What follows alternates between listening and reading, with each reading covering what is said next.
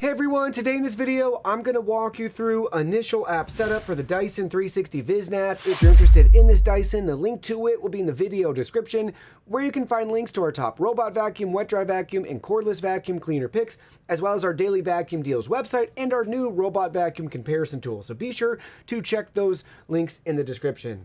So we have our device connected and powered on right here, and we're ready to set up. There's a QR code you can scan to connect to the My Dyson app.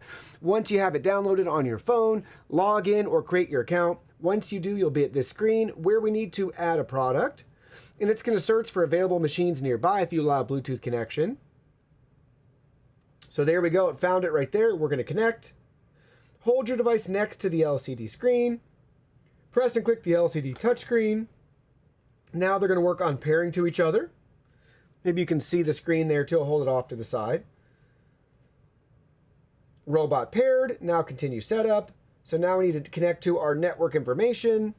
So we have our network here and we're going to enter it. So we've connected to our Wi-Fi network. We've entered our password. Now it's confirming the connection. And it'll just take a moment according to the app. Looks like we got 4 progress dots to get through as it confirms that connection. 1 down, 3 to go. 2 down, 2 to go. Connected, look at that. So there we go. And now the screen says continue in the app. Confirming connection, hit continue. Let's name your product. I can leave it the default name, that's great. Hit confirm. I don't remember, I purchased this one March 27th. Okay. Now we can get started.